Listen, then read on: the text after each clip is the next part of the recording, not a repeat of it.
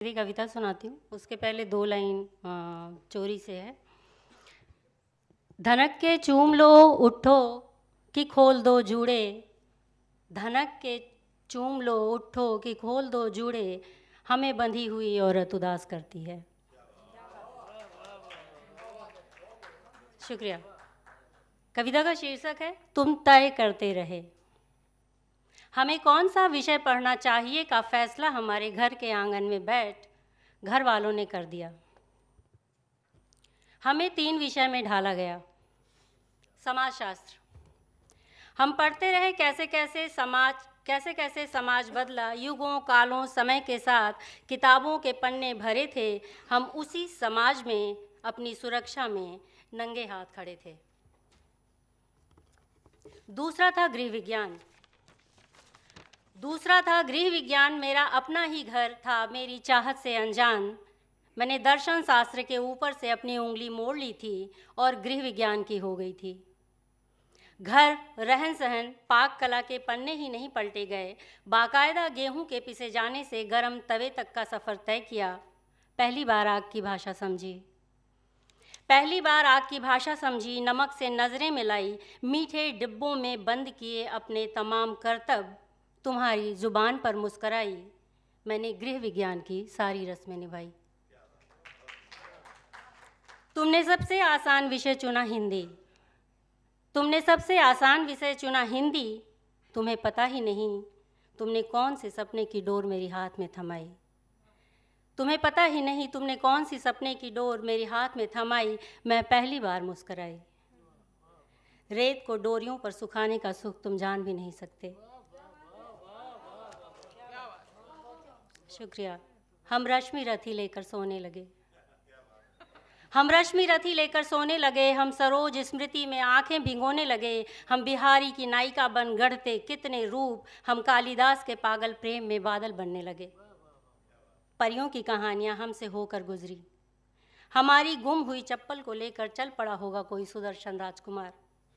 एक पैर की हकीकत वाली चप्पल पर आज भी खड़े हैं, सपनों के खातिर सपनों से लड़े हैं। आंगन के बीच ठीक बैठकर तुम आज भी तय कर रहे हो ना हमारे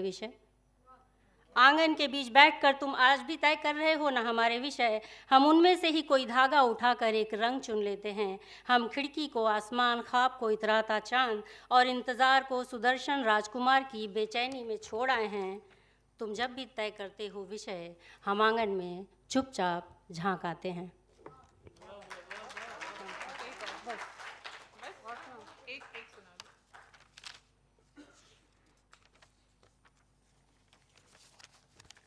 एक कविता का सीरीज लिखा था कमाल की औरतें, उसमें से एक कविता है जाने मन तुम कमाल करती हो। हाँ, उसको आगे बढ़ा दिया मैंने। एक औरत तेज़ बुखार में बड़बड़ा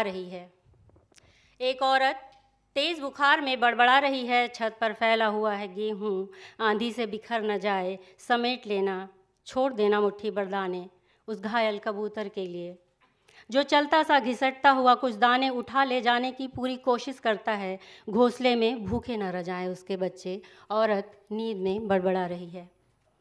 एक औरत सफ़ेद छत की तरफ देखती बड़बड़ा रही है। आंगन के नल से लगातार गिर रहा है पानी। कोई सुनो, बंद कर दो, लगा दो उसके नीचे कोई बाल्टी कि बूंद बूंद से भरा रहेगा आंगन।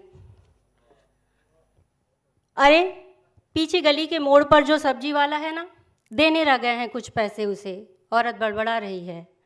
याद से और लेते रहना उसके यहाँ से हरी सब्जियाँ, पूरे 8 लोगों का घर परिवार चलता है। एक औरत की बीमार खटिया के आसपास कोई नहीं है। कुछ रंगीन गोलियाँ हैं, कुछ कड़वी पर्चियाँ। कटोरी में लगभग सूखे हुए दाल का पानी है। औरत लगभग उसी रंग की हो चली है।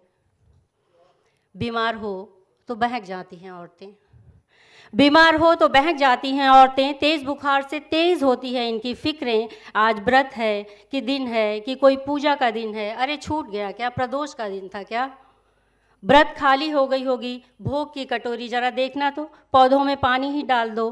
गेट में 2 ताला बंद करना, मोगरे गिरे तो प्लेट में रख देना।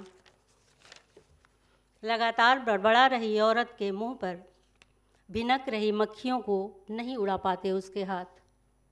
आंखें उलट पलट कर करती है किसी आहट का इंतज़ार।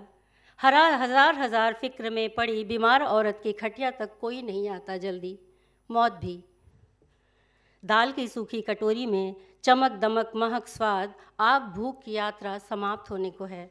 बस पीली पपड़ी सी बची रह गई औरत के हिस्से की आंधी, बस चली ही जाए।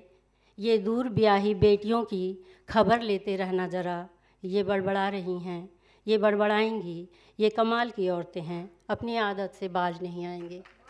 शुक्रिया।